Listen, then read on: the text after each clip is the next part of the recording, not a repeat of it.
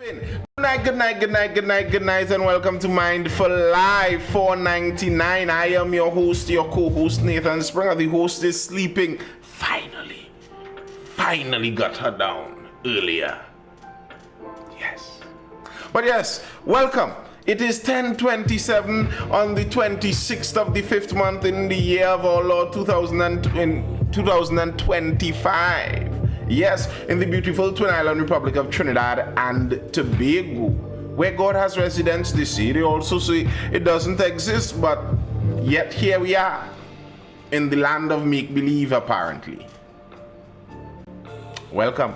Once you're on the inside, make sure you hit that like button, double tap the screen over there on TikTok. That's how you hit the like button out there. If you're over on YouTube, hit that like button to drop a comment if you have something to say. Make sure you are subscribed.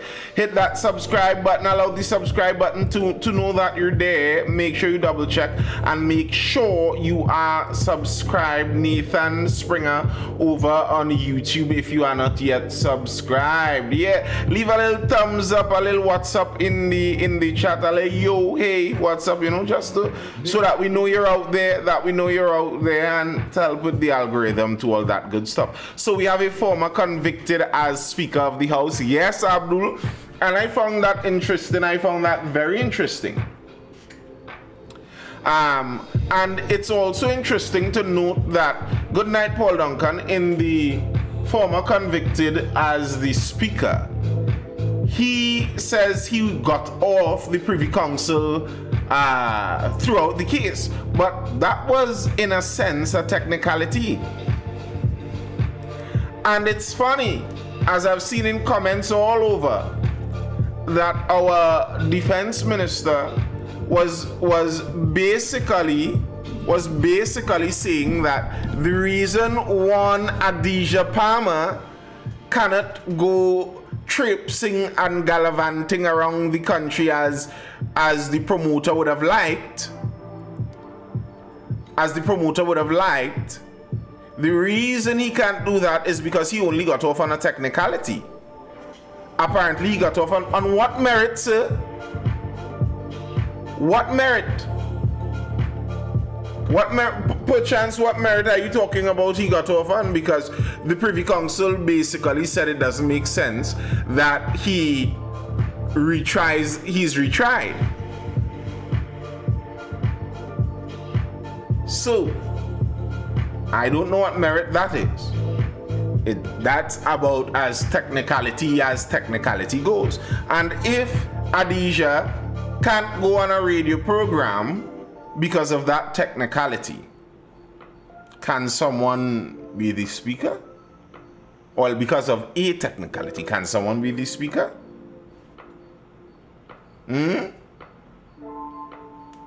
If a tree falls and no one is around, does it make a song? If a tree falls in the forest and no one is there to see it, has it really fallen, eh? Schrodinger's cat. If there's a cat in a box, and maybe it's dead, maybe it's not. As long as you don't know technically it lives in both, eh? I guess a former convicted cannot visit schools, but he can be House Speaker. Yes, Abdul. Yes, Abdul.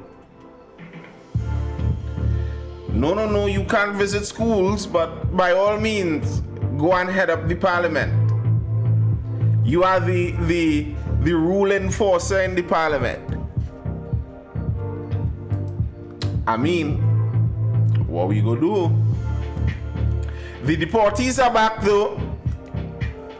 17 deportees back in Trinidad, 2 detained.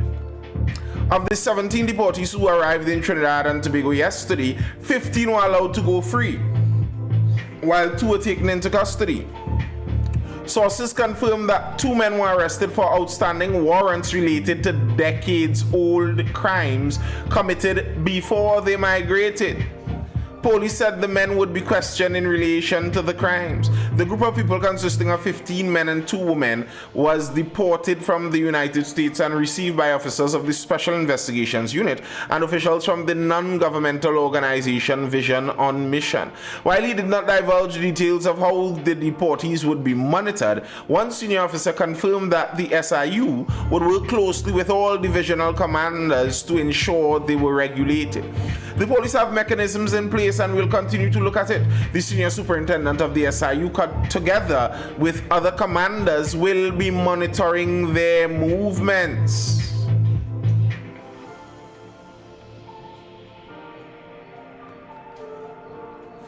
Yeah. Good night, Ronnie. The deportees, though separated from relatives' livelihoods, deportees hope for fresh start in TNT.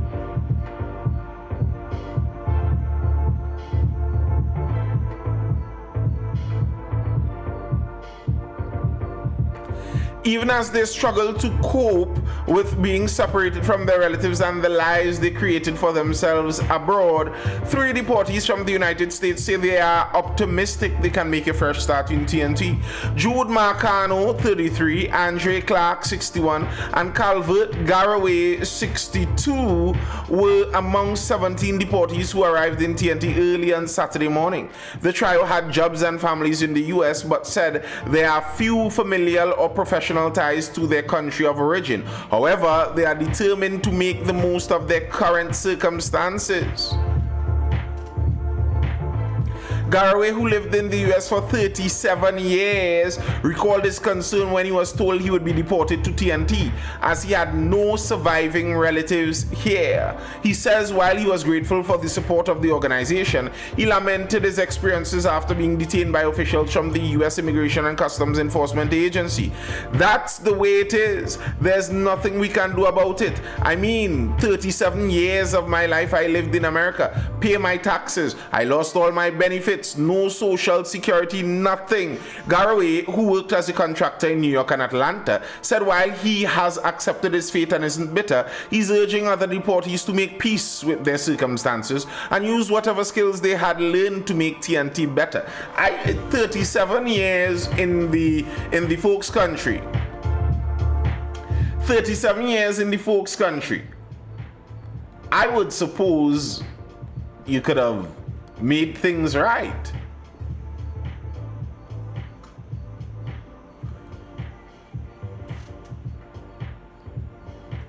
I would have thought you could have made things right with, your status.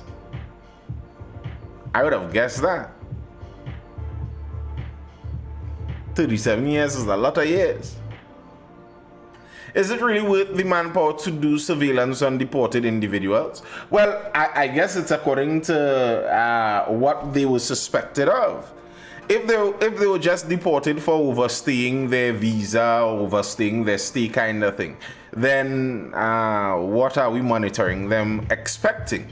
But if it is a case where it was some crime they committed and that was the reason for their deportation, then yes, I think manpower would be well used in monitoring them, especially if it's a crime that they may have some kind of foreign connections that they can inveigle to start up criminality down here. Of course, I think that's not a bad idea.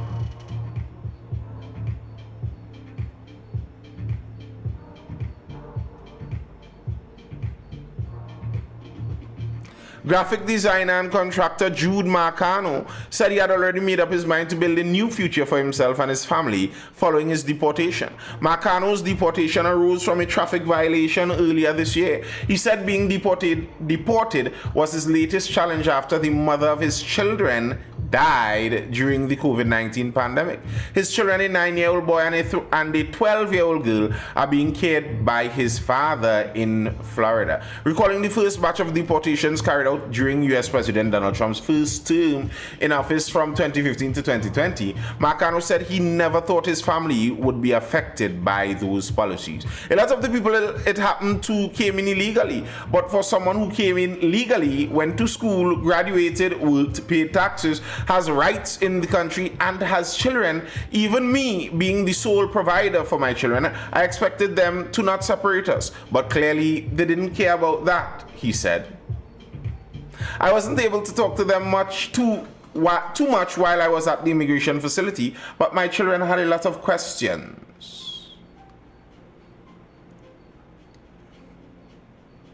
Well, I mean,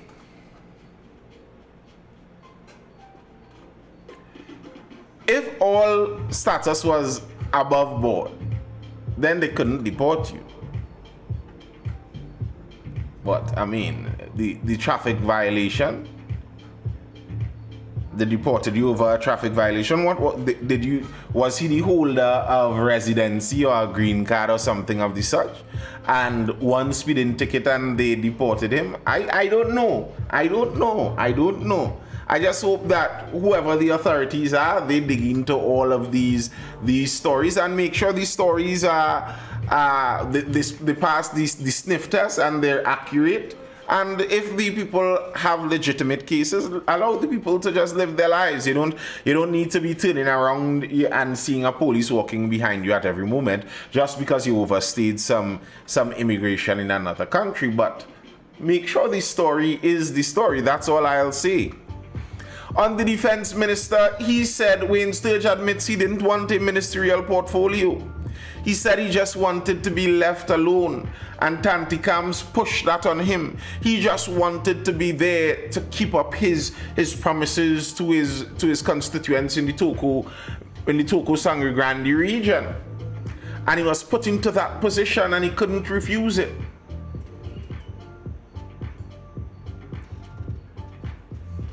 Under the American laws, no one's safe, legal or not. Boo, I'm sorry, I just don't buy that. I am yet to see someone exhibit that they were there legally, had everything above board, and they were just hopsed up and deported for no reason. I've yet to see the evidence of such. I've seen people attempt to claim such, but when you go in,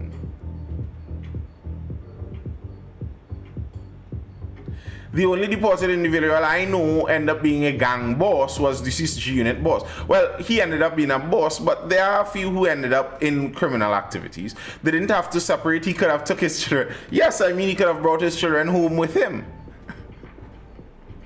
He could have brought his children home with him. The separation wasn't a forced thing. If he brought them to Trini, they would have grown up just like he did as a Trini child. But he chose to leave them in the States. That's his choice. Like, I'm sorry.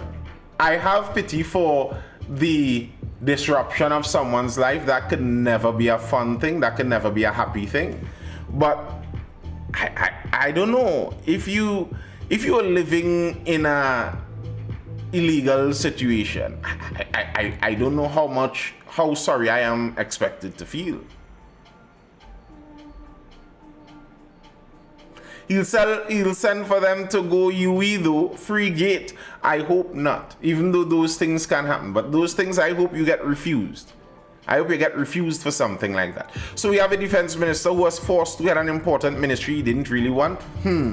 Well, that's what he says.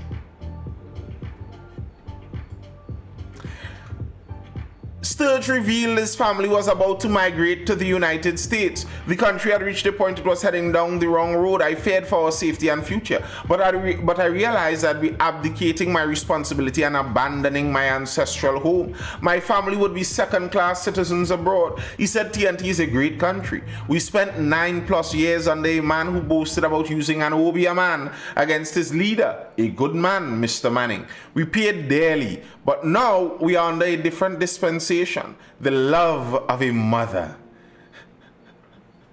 There is no more discrimination, and the vision is inclusivity, he said. Sturge was speaking at the Vishwanath Mandir's Victory Celebration and Heritage Month event in Sangre Chiquito. Added, I looked at the crowd, African, Indian, Chinese mixed, and I felt vindicated. I stayed to fight.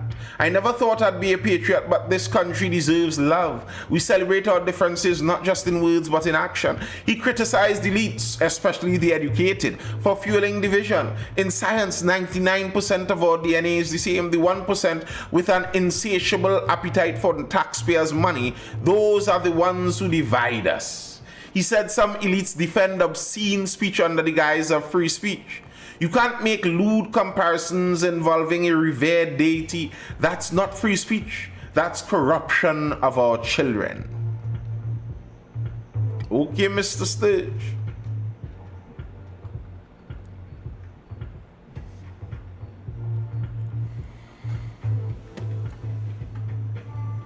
Okay, Mr. Sturge.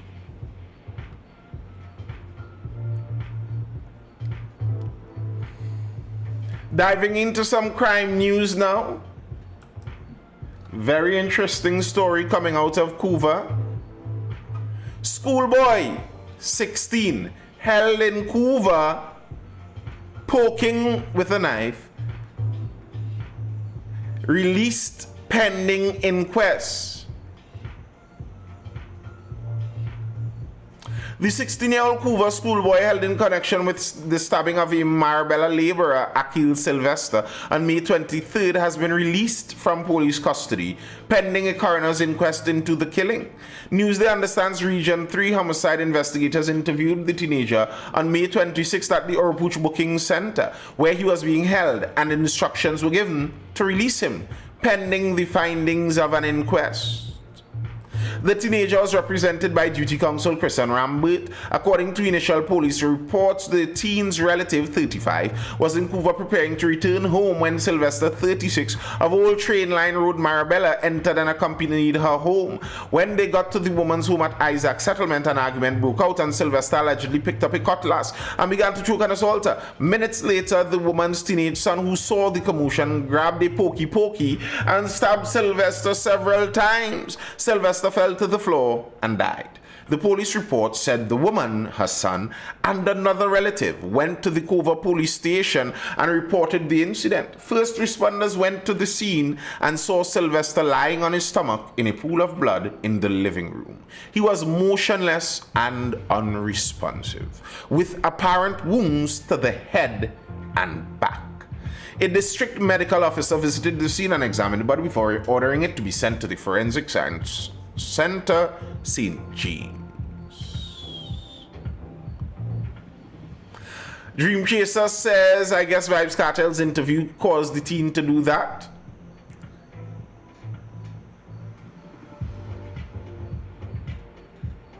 Good night, Lana Polana. I mean, in defense of someone else is still self-defense. And here's the point I was making.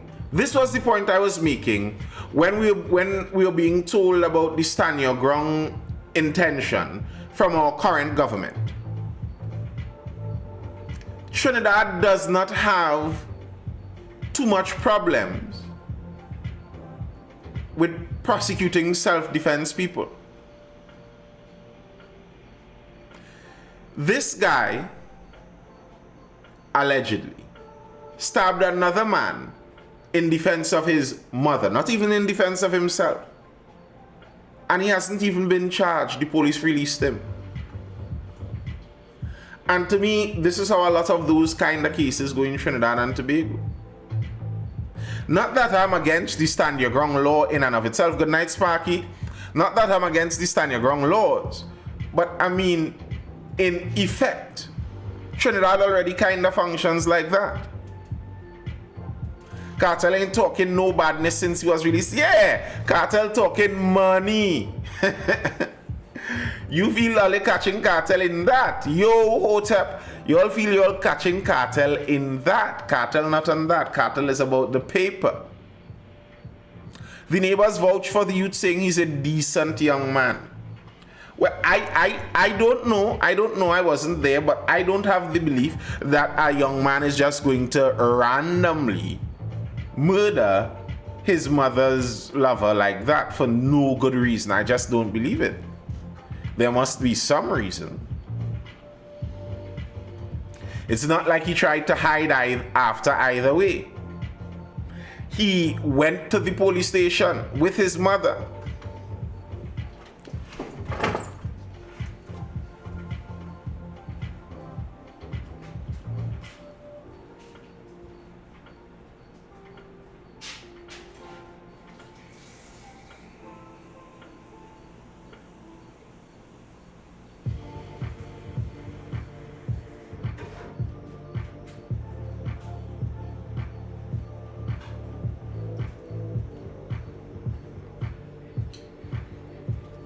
Yeah. He went to the police station with his mother. How come he dare not talk badness, as he will definitely go back where he was in Jamaica? I don't know if that is why he dare not talk badness. I think he doesn't talk badness because he wants to make money and stay free. He living in Florida, not so? He must have seen this happen before, Lana Polana says. That may be very likely, Lana Polana. That may be very likely. That may be very likely. I don't think this is the first time such a kind of thing would have happened. It may very well be that it's a relatively common thing, and this was the last straw. And if that's the case, free youth man, in my book. Free youth man. Government examining cost of private security contracts. I find this to be ridiculous, personally, and I agree with the examining of these things. The youth man has been freed. The youth man who allegedly stabbed the attacker of his mother. Well, they already released him. I don't think they're going to proffer any charges against the youth. He's already a minor. On top of all of that, I don't think they're going to charge that youth man. I don't think they should. Prime Minister Kamala Prasad-Biswaso said the government will be examining the contracts in place for private security companies as it attempts to cut down on $500 billion in spending on contracted security services. Someone explain to me, why should the government that has the access to the main security services of our country hire private security services? Like, if the government needs 20 security officers for a particular building, hire 20 new SRP, let them go through the training and allow them to be paid by the TTPS and run that. Why on earth would the government need to contract private companies?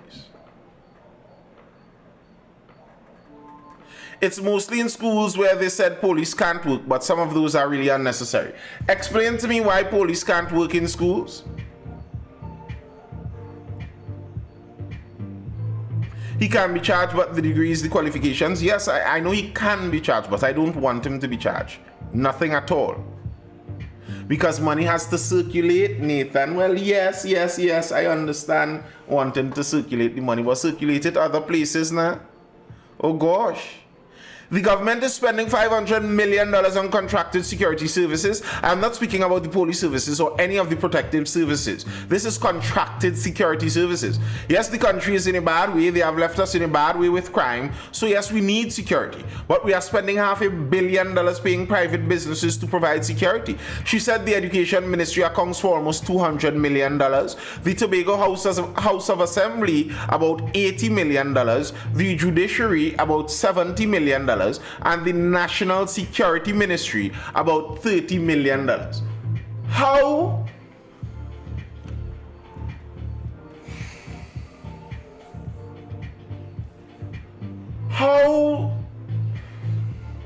do we reach a point of needing private security firms to protect our national security ministry?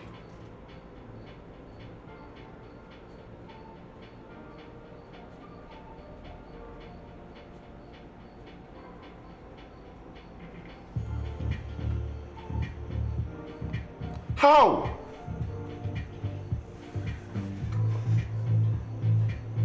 And okay, if they're doing schools and schools have guards and the guards in schools MTS, and isn't MTS a state company?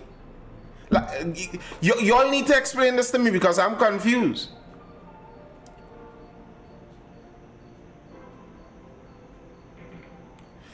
Oh, but MTS is not a private security company.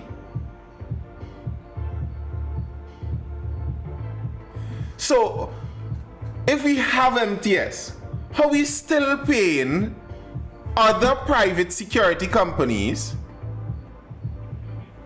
to run the schools? No, well, it can't be MTS running. MTS is not private. So she can't be calling MTS as part of private security companies, otherwise she would be lying or misleading us. I see, Dream Chaser. I see. So your daughter's school has the justice on time people guarding them. I see.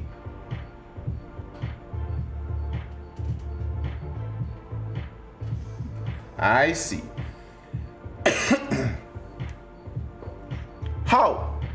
They can't count that man running. They can't count MTS. They can't count MTS. That wouldn't make sense. You're being dishonest us if you're counting MTS. I hope that's not what they're doing. Who cut an Amalga contract? Who brave enough? I don't know. We'll see, won't we? I need to start a security firm. You need to get to know some people before you start that security firm. MTS would not have the manpower to undertake such a large security. What? What do you mean MTS wouldn't have the manpower? What? And MTS have a lot of workers? Manpower to do what? Walk around and check a school?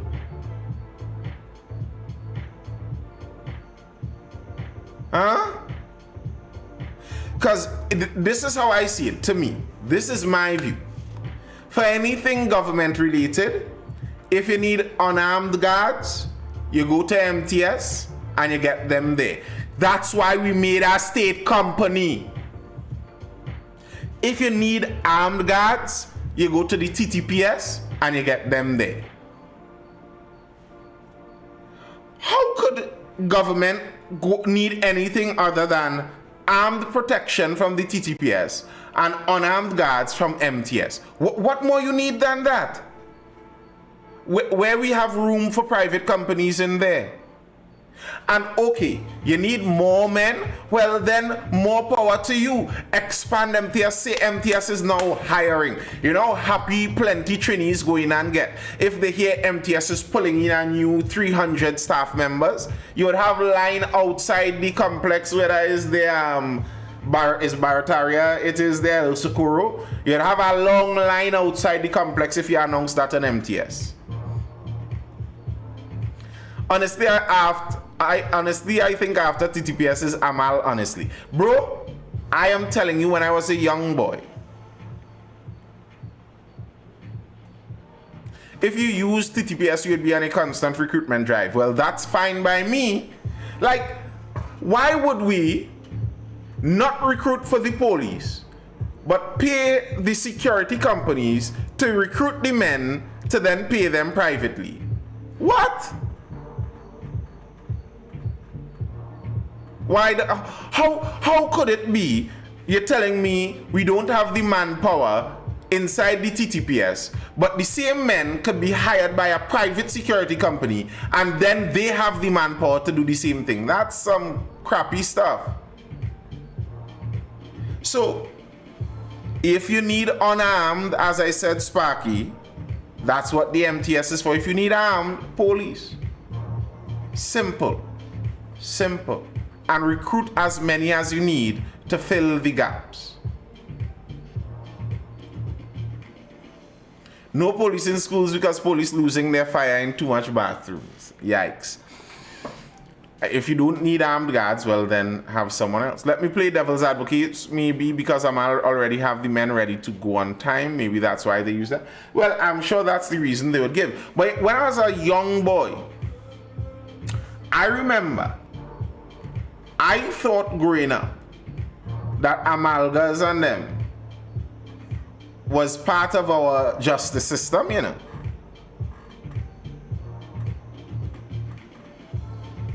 I thought Amal and they were part of our justice system. I thought they were state-owned.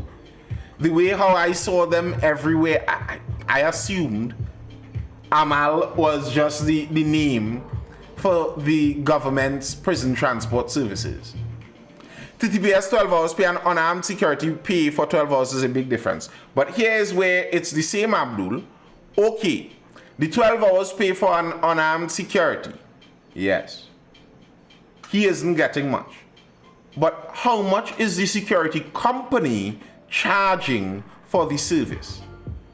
So okay, the 12-hour pay for the security guard, he barely gonna cross 600, 500. I don't know the pay, I'm calling a number. And for a police officer, you're talking $1,500, $2,000 or something like that. All right, it looks like you're saving. But then you read the balance sheet, you read the invoice, and you recognize, okay, yes, the security officer himself made $500-600, but the security company charged $2,500 for that service. So it still came up more than the police.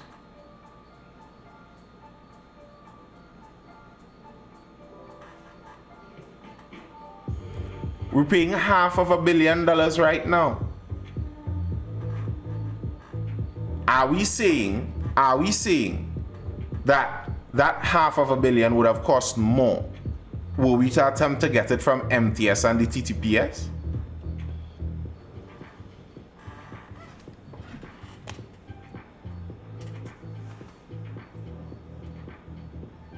No longer saying put police in schools. Well, I remember at a point in time there were school security officers who were people qualified in various security levels and they were in schools.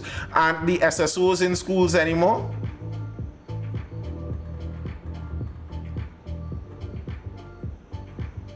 I don't know, Abdul.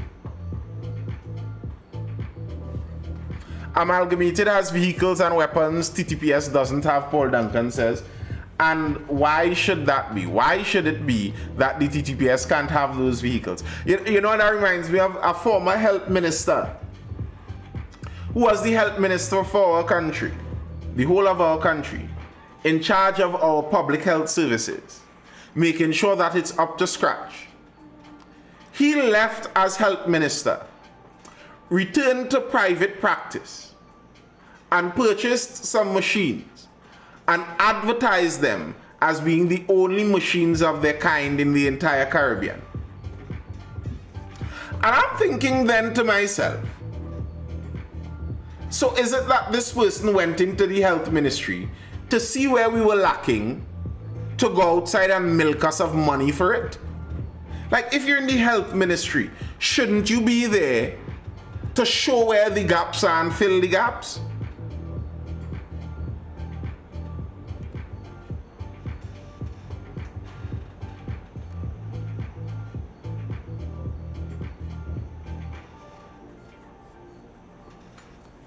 I filed my first Freedom of Information request today. Maybe we can get the list that way. Hey, get on now, Ronnie. What you file it for? Those 1% families more powerful than the police union? Well, yes, generally speaking. If it's one thing Gigi did as commissioner was arm the TTPS to a T. That called capitalism. What's called capitalism?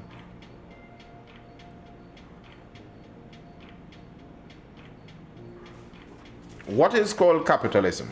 Because if you're talking about the use of the private security companies, that's not capitalism. You call that crony capitalism. That's not a free market. It's not a free market business. So no, that's not capitalism. And the idea that somehow a socialist something is going to make that better is insane.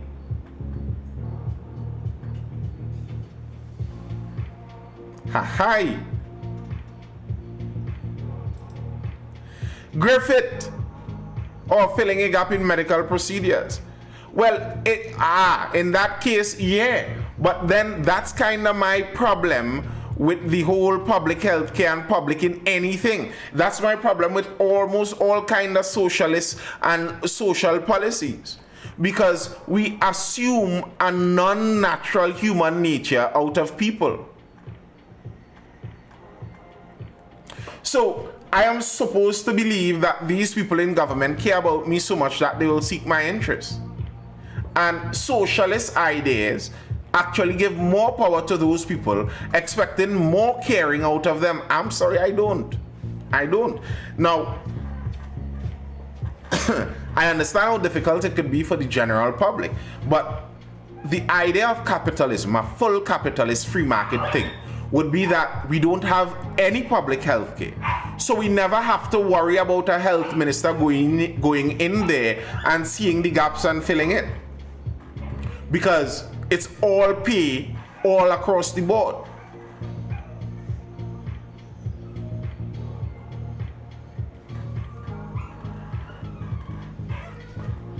This administration could talk about this issue, but they won't do anything about it. It's just talk.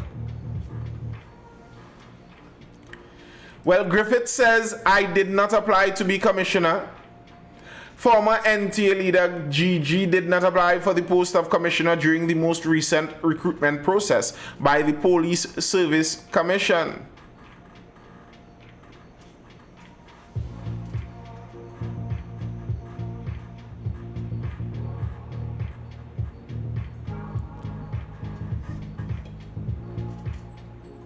Ministers are not trained to see gaps. Oh, they are trained to see gaps. They are trained to see gaps and exploit it when they have the opportunity. We have a former Attorney General who was responsible for sealing the gaps in our holes in our law, returning to private practice and aiming almost all his guns at the government.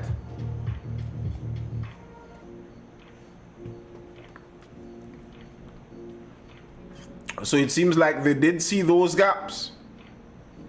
No Griffith for next commissioner, unfortunately, for some.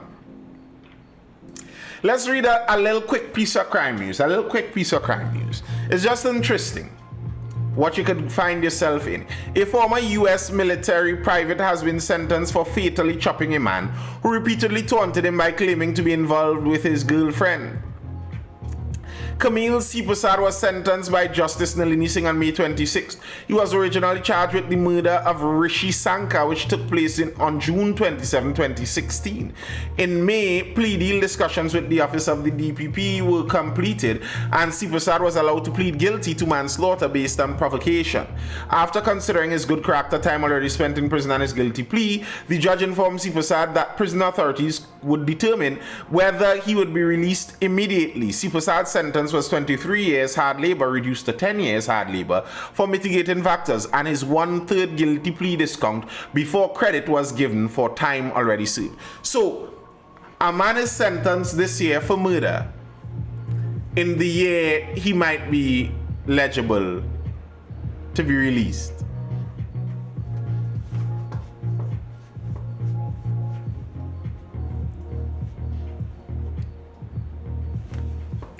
Our judicial system, isn't it wonderful? Isn't it marvelous? He is sentenced on the year he's supposed to be released.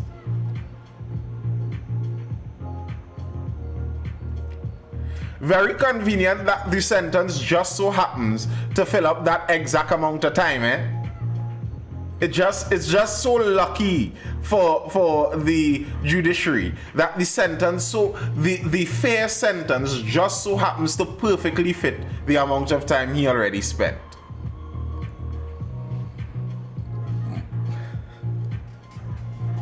But y'all, listen to the facts of as men out here, as Trini red-blooded men out here.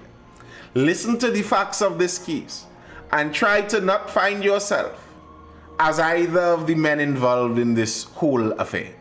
According to the facts in the case, C. Prasad confessed to killing Sanka, saying the victim had provoked him. This led to an altercation during which he chopped Sanka and wrapped the body in plastic and disposed of it in a river in Manzanilla along with 2 cutlasses and his clothing. When confronted by police, C. Prasad said, "Officer, I can't take it. Boss, I really killed the man. The man living down by where my brother building his house, and officer, he always trying to talk for me about how he brushed me girl."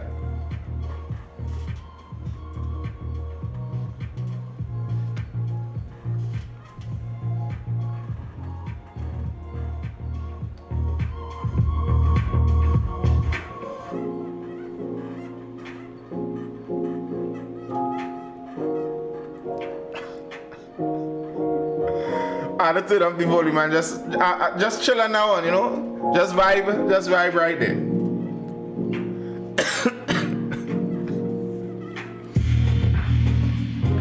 Rani, the court has determined. Who are you to say he need? Who are you to say he need the next 5 years? This is provocation. This is what some people don't understand, you know. Many laws understand human nature and put it into practice. If you keep telling a man about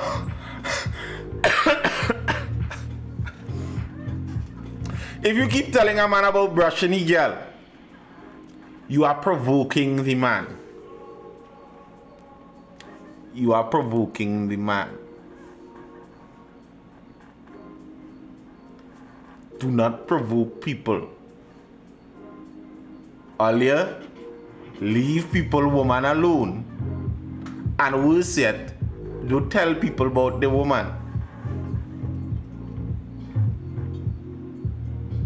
But the fact that he tried to cover it up, well, he initially tried to cover it up, but then he confessed.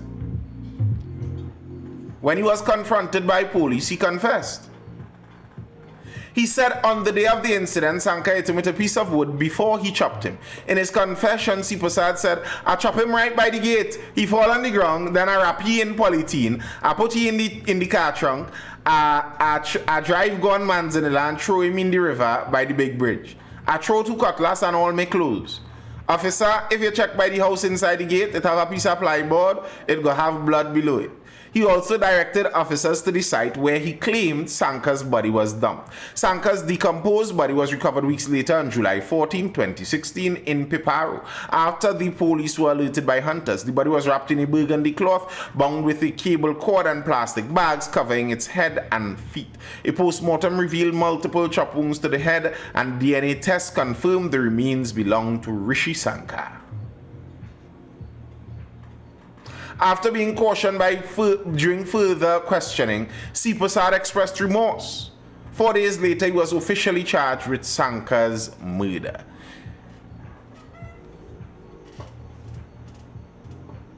Listen, stop telling people about the girl.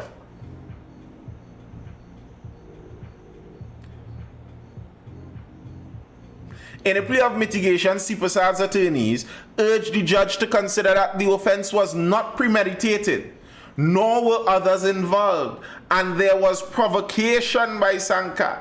They also submitted that C. Prasad was 27 years old at the time and had 2 children. They said C. Prasad migrated to the US as a teen and at 19 enrolled in the US Army, where he served at the rank of private for 4 years before resigning and returning to Trinidad. In sentencing C. Prasad, the judge noted he had participated in several programs in prison, including the Vision on a Mission program, was enrolled to sit sit the CXC examinations and was an avid reader while also being trained in steel fabricating. In mitigation, Sipasad also wrote an apology to Sankta's family, taking responsibility for his actions and asking for their forgiveness. I wonder though, in the intervening 9 years,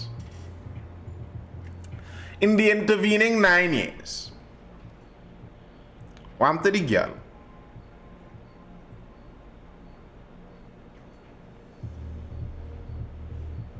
What to the girl?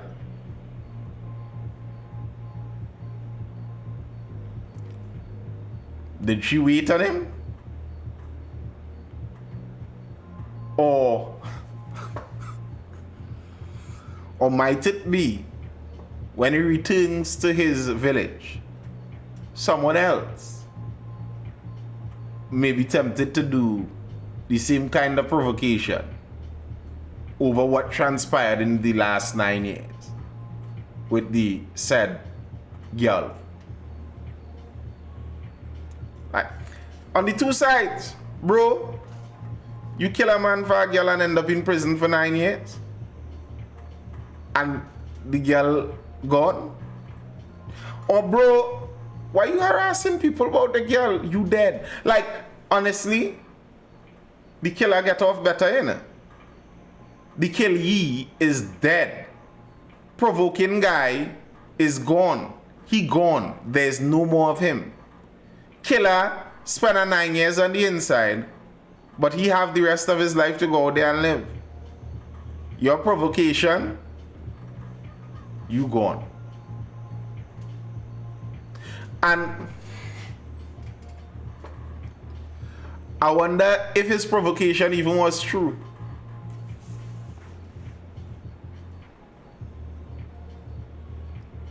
Next thing, you get passed out. Next thing you get passed out.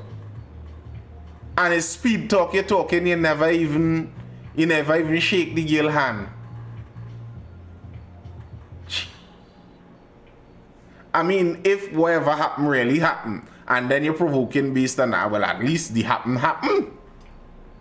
But if you get passed out for no happening, just talk. Agreed.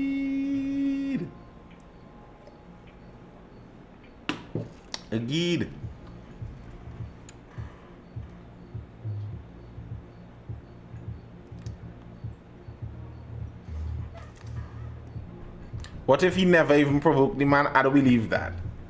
Trinidad and Tobago nationals march in support of Burkina Faso leader.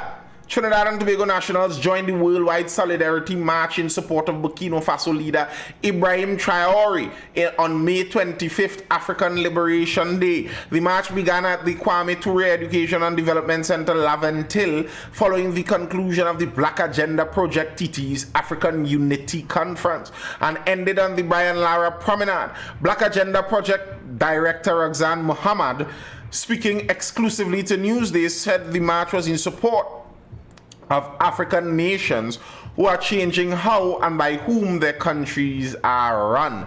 The Solidarity March is in support of what is happening on the African continent, that desire to want to stand up and be independent. Our patrons asked for the march and we decided to have it after the conference to support the changes being made by Traoré to his country and other African countries who are ousting their colonizers.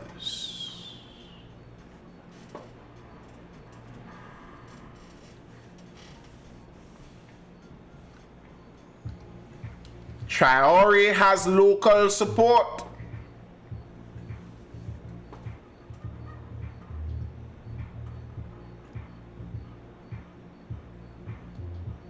Black Agenda Project Dr. David Muhammad said the center was opened 7 years ago with the assistance of community members, but no government assistance. This is a message to our people that we are capable of demonstrating the kind of liberation we speak about without begging and asking for handout. We can do it all on our own. He said it was essential to look at the foundation on which Traoré's leadership had been built.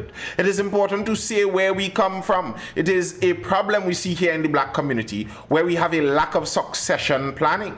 He said some of the African leaders on whose shoulders Traoré stands are Kwame Nkrumah, of Ghana, Nnamdi Azikiwe of Nigeria, Jomo Kenyatta of Kenya, Haile Selassie of Ethiopia, Patrice Lumumba of Congo, Sekou Toure of Guinea, Idi Amin Dada of Uganda, Nelson Mandela of South Africa, Robert Mugabe of Zimbabwe, and Thomas Sankara of Burkina Faso. He said the social and other initiatives being implemented by Traore are similar to those implemented by Sankara, who was assassinated in 1987.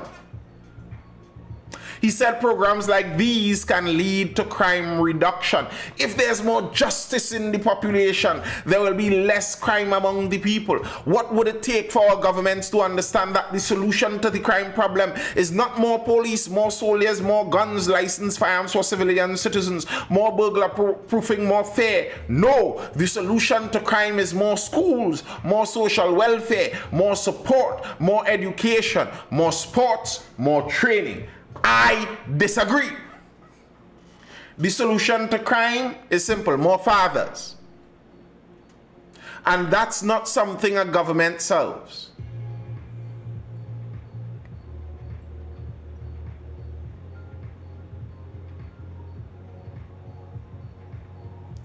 Also, some of the names he called that Traore is standing on the shoulders of, some of those shoulders are a bit shaky, eh?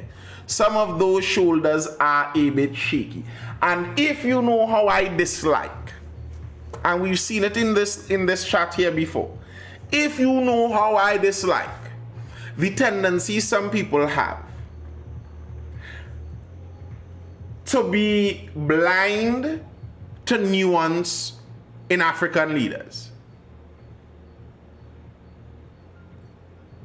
So, okay, every Western leader you could look at and pick out all the errors and misdeeds and missteps. You could pick out all the errors, misdeeds, and missteps of the entire Western civilization going back 1,000 years. But all of a sudden we're Stevie Wonder when there are obvious atrocities occurring by African leaders. And all of a sudden, it's all Western propaganda. All the bodies could pile up in a pyramid of its own, but it's all Western propaganda. I don't like it. I don't like it, and I don't think it does benefit to Africa. It doesn't benefit Africa if we blindly support any African leader from this side of the world just because they name African leader. Because there may be people in Africa suffering under that leader.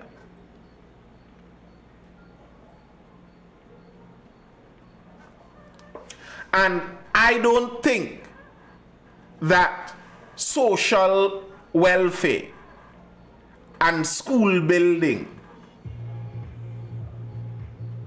and education and sports is what stops crime. I actually do believe in the absence of fathers, what you need are more police and more security and more jails. Build a bigger jail and throw them all. That's how you get the place safe. Or get the community to bring back their fathers and allow fathers to bring discipline back to the communities. One out of the two. It's either you all keep the fathers in the homes and allow the fathers to instill the discipline, or as a country, we allow the police to act as your daddy and throw you in prison.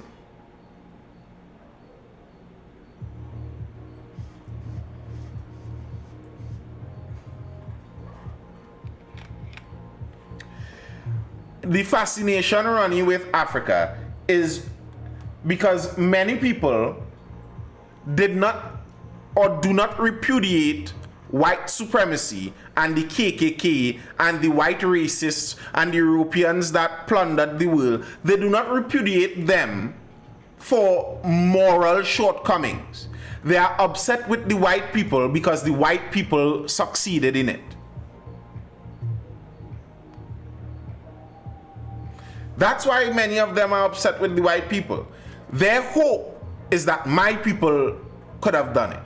because they see the world through a tribal lens, just like the white supremacists do.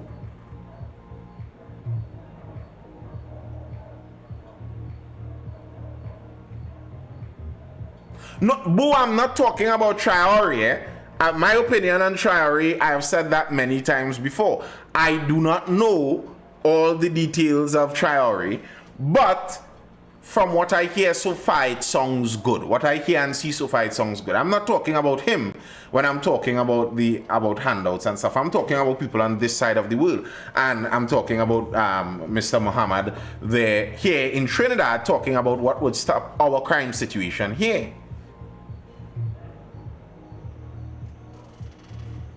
Nathan have some dictator DNA in him, he just not seeing it. Bro, I don't deny that, you know.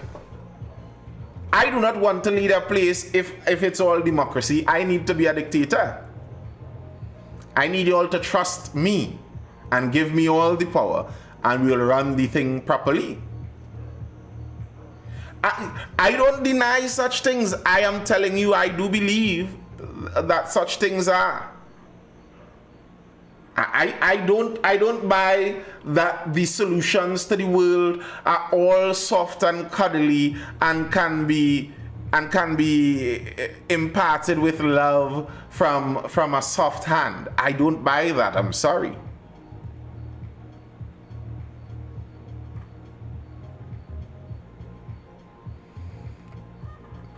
I don't buy it.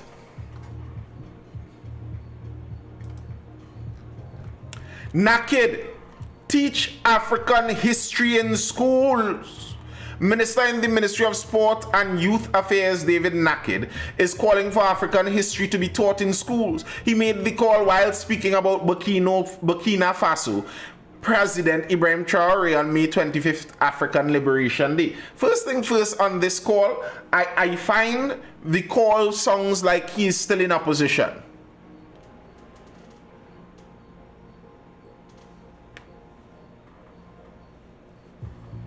The call nearly sounds like he's still in opposition. What do you mean you're calling for African history to be taught in schools? Isn't that, like to me, someone who is in governance, the way they say that is, I will bring up in the next cabinet meeting a proposal to teach African history in schools. How are you on a podium calling for African history to be taught in schools when you are part of the government? Who are you calling to do it? What do you mean you call for it? We have to protect our brother Ibrahim Traore and what he teaches. We don't have that in our schools. We can go in our schools and find out everything about Christopher Columbus and the people who raped and pillaged our people. But tell me how many times you can read about Thomas Sankara. Tell me how many times can you read about Steve Biko? How many times can you read about Amanaidu?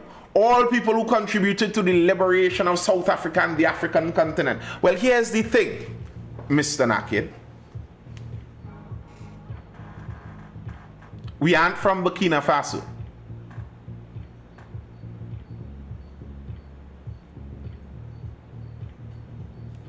And like, I am against this whole anti-Columbus thing, you know, personally.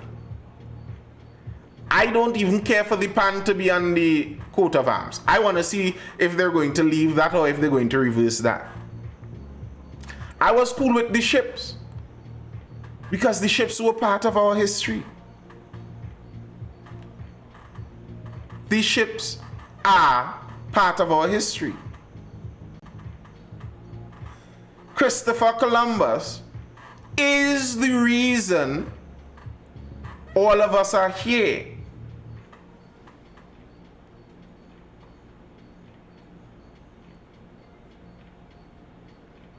I mean, it does explain how the nation that exists, that is Trinidad and Tobago, exists.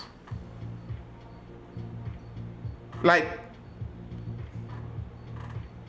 and of course, Picton, even though he was not a nice man, is more relative to our history than Thomas Sankara. No, sir, some of us were here before him. All right, some of us will. But that's actually a very small number. According to some studies, according to where you read, they say there are no authentic natives from Trinidad and Tobago that existed. That's according to where you read. But okay, if you claim it, brother. I don't deny it. Maybe you are native. Brother man, some people believe we are indigenous to the Americas, okay? Yes, I know some people believe that. I am aware of that belief. I think that belief to be Gobar, Shahiba, filth, effluence, feces, fecal matter.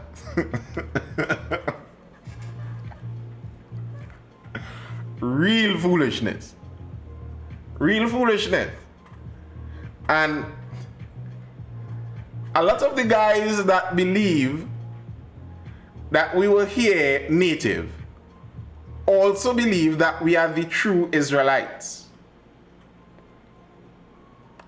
And they believe that all the Caribbean nations are different tribes of Israel.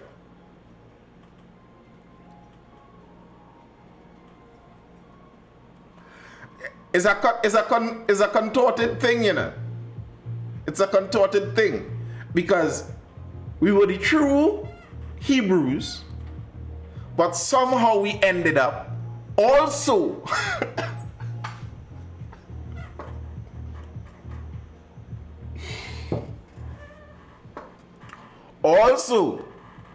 we ended up as the true indigenous at the same time. And apparently all the tribes of Israel came across on this side.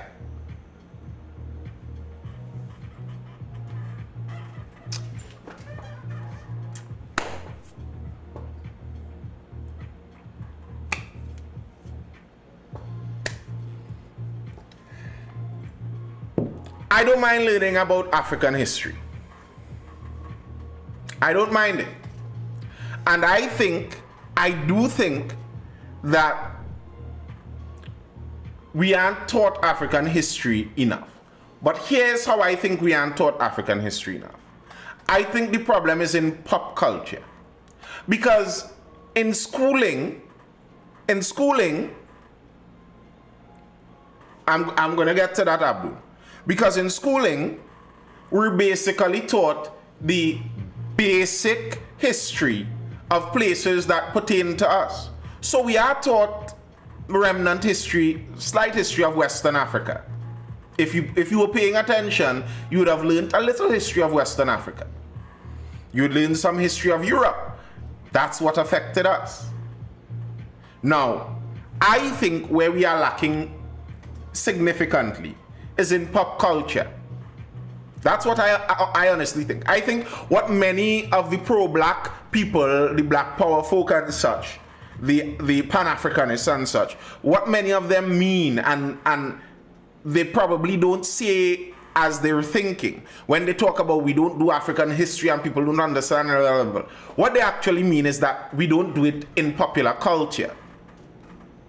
There aren't many books, stories, narratives, movies, shows that portray and represent African history. And I think that is where we could do it some change, and it would help.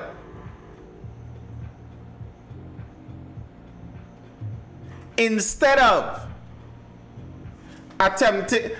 some black woman going and pretending to be the Jarl of Norway, instead of putting a black woman as Queen of England and trying to put a black person all about in European histories, make some African histories. That's what I think people actually miss. They aren't talking about the history in school because we aren't taught a whole huge mass of history in school. A lot of the history we have in our head is from pop culture.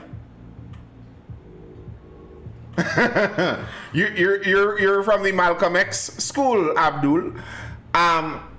You're not on the MLK. You're on Malcolm and they on their line. I'm actually, if I had to choose between the two, I may actually choose Malcolm more, just by the way. But that's what I think many of them are missing. When they say we need more African history, what they're talking about is popular culture.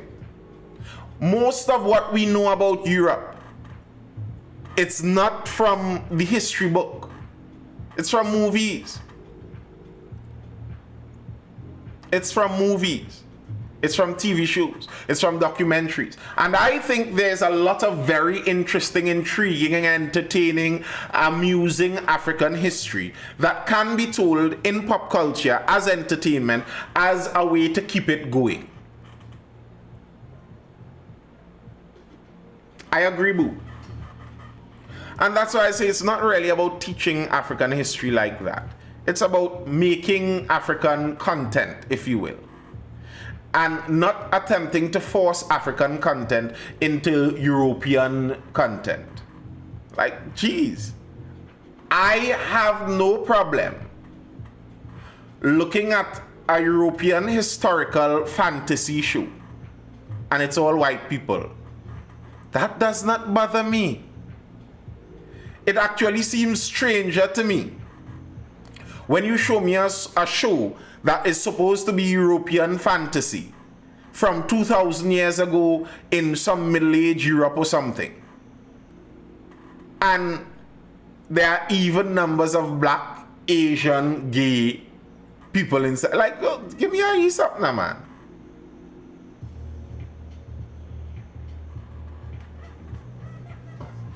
Give me an ease up.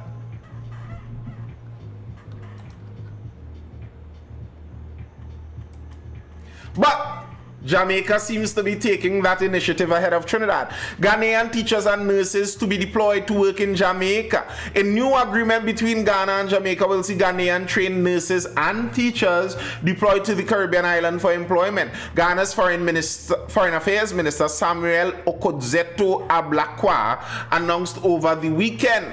The bilateral arrangement first disclosed after a meeting with Jamaican Foreign Minister Kamina Johnson-Smith at the Organization of African, Caribbean and Pacific States Summit in Brussels is expected to provide new job opportunities for Ghanaian professionals who have been unemployed since completing national service. The partnership will also address shortages in Jamaica's healthcare and education sector.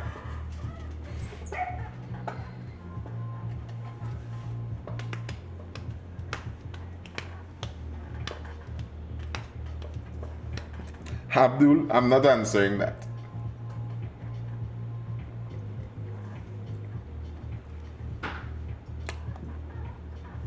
So, if Minister Naked wants, he can bring this offer to his cabinet.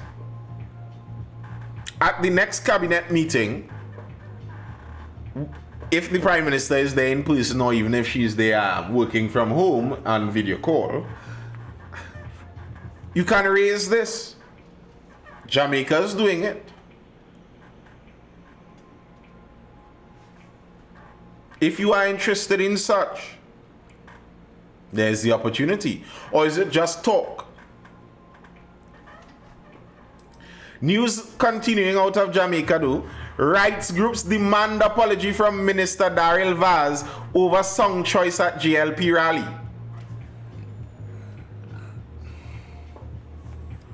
Two prominent human rights groups are calling on Cabinet Minister Daryl Vaz to publicly apologize after he allegedly encouraged the playing of a dancehall song.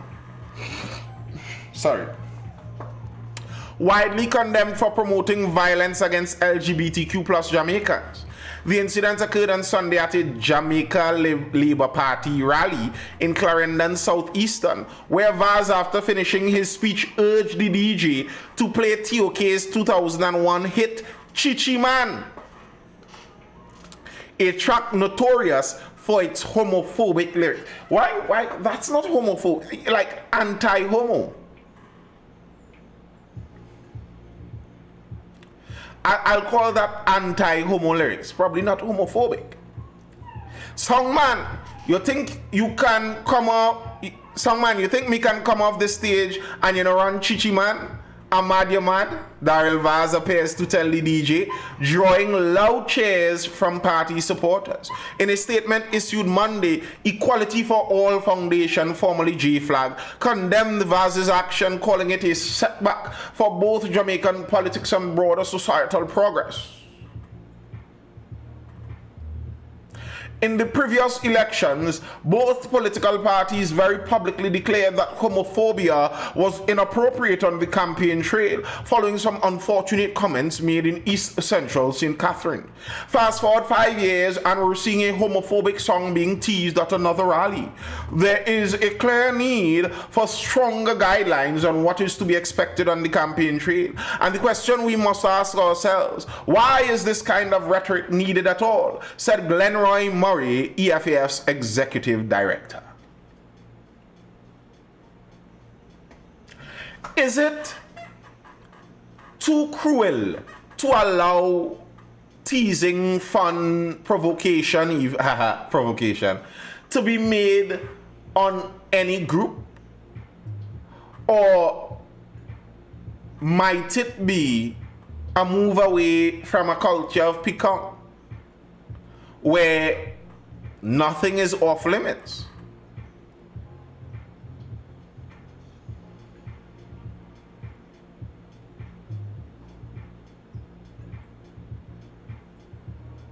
This international fair is just one side effect of Christianity. What international fair? What international fair are you speaking about?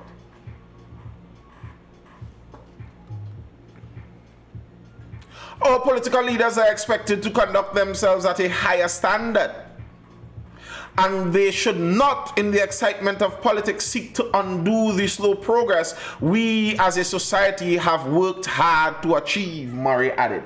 And who decides what progress is as a society?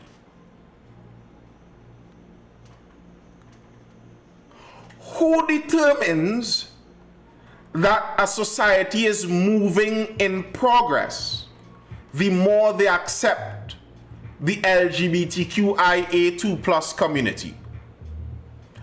Who has determined that is progress? And Boo, I'm still trying to understand what you're talking about, the international fair.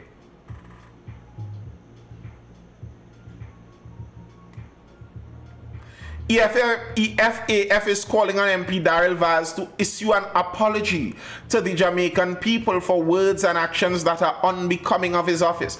And you know, this is how many of those movements succeeded in getting things passed that weren't popularly approved. Because many of these movements are much more willing to put on social pressure on people. So this group is asking a Jamaican MP to apologize to the people of Jamaica. But I wonder if you ask the people of Jamaica in general, if they think he has anything to apologize for, what they would see. And if the people of Jamaica do not think there's anything to be apologized for, why would he be apologizing to the people of Jamaica?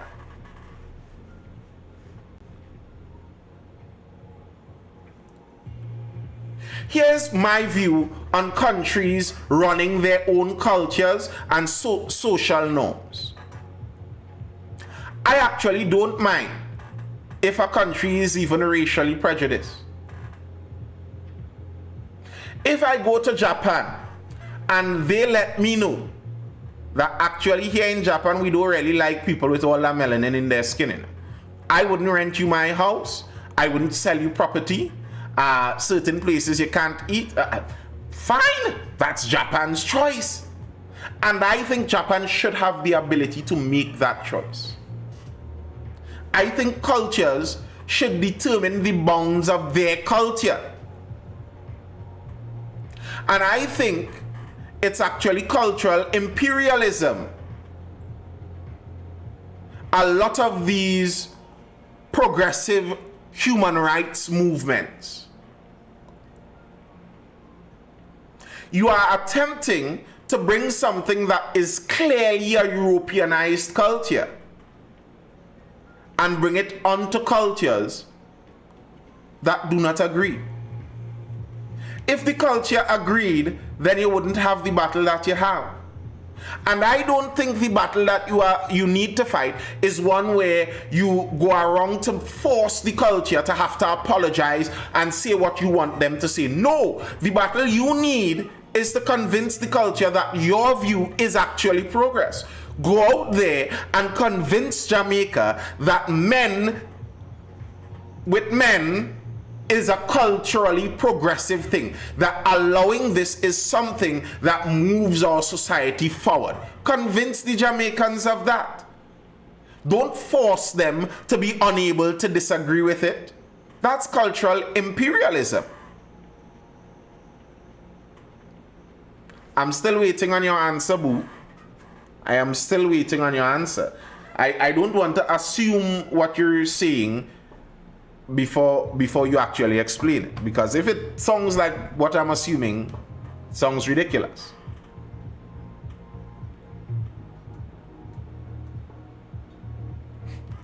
Jamaicans for Justice echoed EFAF's concerns, stressing that leaders should be setting the tone for inclusivity, not undermining it.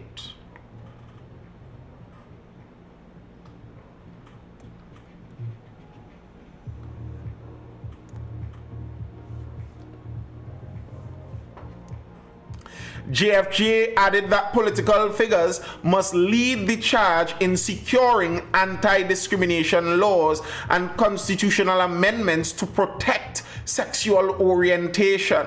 Such behavior is particularly egregious from those entrusted to lead the charge in advancing legislative protections, including the urgent need for an anti-discrimination law and amendments to the Jamaican Constitution to explicitly prohibit discrimination based on sexual orientation. Well, Abdul, it's small groups that fight these things, you know. And when you actually find out, I believe the US State Department already said it. When they cut USAID, a significant portion of USAID, some millions I believe, was heading to Jamaica to fund these groups.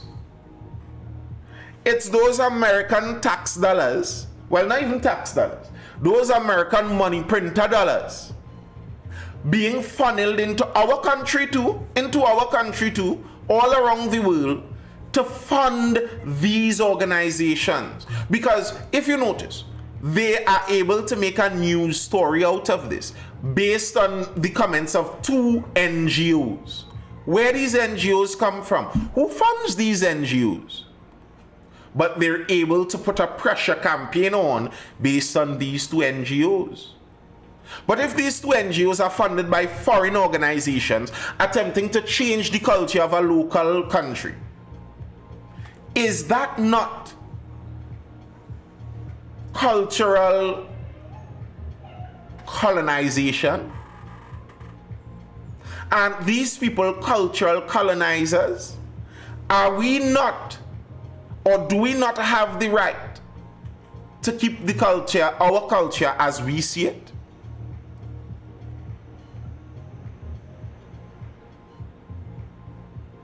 Because the grouping wants equality, but governments are afraid to touch the issue. Many different groups want equality, and I don't think the government is afraid to touch the issue. The government does not want to touch the issue because it is not popular by the people. You see, this is the lie. I remember I was saying this last week. Anytime you hear people say things like human rights, you should see it as another religion. It's like someone saying, I am a Baptist, I am a Muslim, I am a Hindu. This is what they're saying when they talk about this human rights. It's a religious belief. It's a religious belief. Because if a government is supposed to do what the people want, and the people don't want that, why should a government do it? Most countries where such laws were passed were popularly against it when the law was passed here. They used the passing of the law and the social pressure campaigns from the NGOs to force the issue.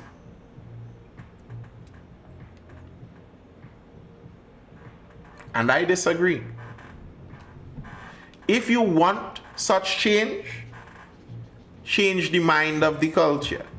And if you change the mind of the culture, then you wouldn't have to pressure anybody to do anything. Dominica PM out of the Caribbean again. Dominica PM urges dialogue with Haitian gangs amid ongoing crisis. Dominica's Prime Minister Roosevelt Skerritt on Monday called for direct talks with the leaders of Haitian gangs, arguing that sustainable peace in the crisis-stricken CARICOM member state cannot be achieved without their involvement. I remember saying this months ago.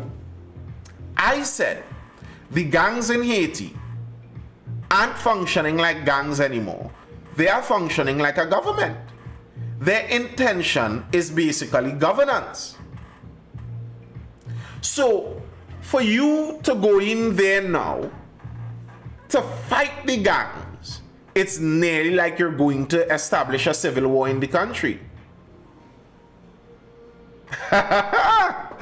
Abdul, tell them go anywhere in the Middle East. Tell them go Dubai, Abu Dhabi, any of those places and do that. You notice those NGOs aren't there? You notice none of those NGOs. Where the NGOs in the United Arab Emirates? All right. But yes, Trini Hotep, I was saying this. Because the reality is people seem like they don't understand how the world works in certain things. A gang taking over a region. A gang taking over a region is basically how many countries were formed, you know. That's just one way to put it, but that's how many countries were formed. The strongest gang took power and held power for long enough until the power was seen as being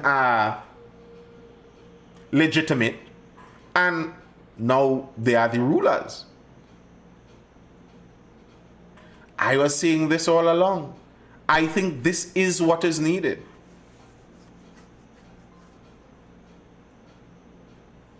So nobody wonder how come the rich in Haiti are not being touched. Well, we know how and why that goes, Abdul, in nearly every country. Founder of Haitian orphanage sentenced to 210 years in U.S. prison. A Colorado man was sentenced to 210 years in prison on Friday for sexually abusing numerous children at the Haitian orphanage he founded. According to court documents and evidence presented at trial, Michael Carl Geilenfeld, 73, most recently of Littleton, founded St. Joseph's Home for Boys, a home for orphaned, impoverished, and otherwise vulnerable children in Haiti, in 1985, and operated it for more than 2 decades. During this time, Geilenfeld repeatedly traveled from the United States to Haiti, where he abused the boys entrusted to his care.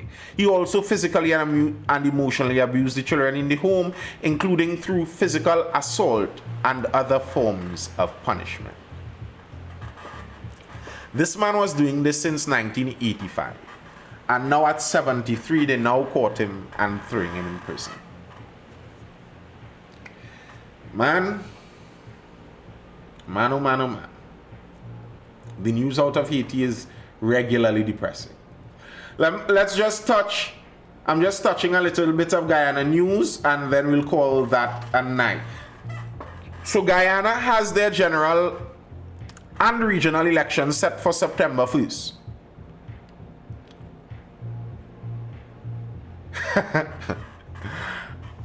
September the 1st. That's very important because the rulers of Guyana now are in charge of, I believe, the fastest growing economy in the world.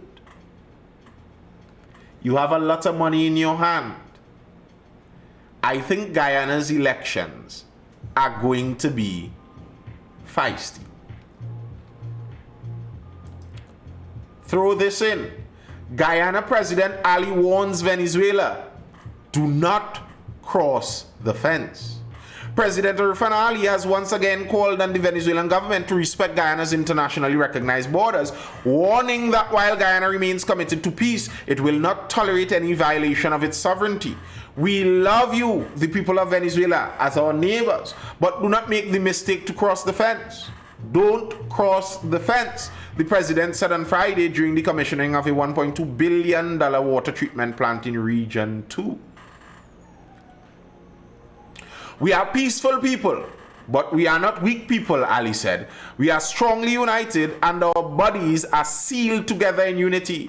Our blood flows together in one constant beat on the one heart. But as he is saying that, Venezuela holds election in Essequibo region, escalating tensions with Guyana. Venezuelans on Sunday voted to elect a governor and other lawmakers for Essequibo, an oil-rich region internationally recognized as part of Guyana, but long claimed by Caracas. The vote marked the first time Venezuelans have elected officials for the territory, despite the absence of participation from Essequibo's 125,000 residents. The election, described by the Guyanese President Irfan Ali as scandalous, false, propagandistic, and opportunistic, has sharply escalated an already tense border dispute. The vote installed a new governor, 6 deputies to Venezuela's National Assembly, and 7 members to a regional legislative assembly, all for a region over which Venezuela has no administrative control.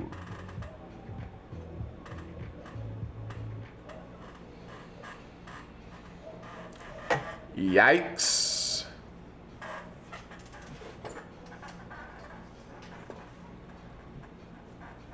The only choice Ali will have is to allow the United States to establish a base, tisk. I've heard it alleged that the US already has a base, Abdul. I've heard that alleged. I don't know, but I've heard it alleged. And, I mean, such is geopolitics. Such is the nature of geopolitics. Such is the nature of the geopolitical... I'm still muted. Are you hearing me now? Are you hearing me now? Hearing me now? Yeah, it's the nature of geopolitics.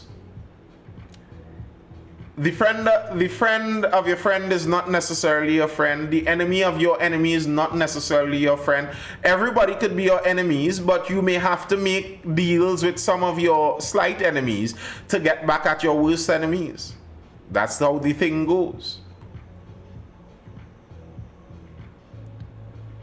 Qatar and the US are doing lots of dealings together, while the US also always alleges that Qatar is a chief sponsor of terror. As long as they keep it on the mainland. I agree, you know? I agree. Let them do their business out there and leave us Trinis over here to chill, you know? We're good over here. We don't need those levels of bacchanal. We don't need those levels. Anyway, folks, that's all I have for now. Thank you for tuning in. This has been the Mindful Live. I am Nathan Spring. I'll see you guys again tomorrow for the next Mindful Live session. Until then, people, hold it down. Stay well. Stay inside, outside sketchy.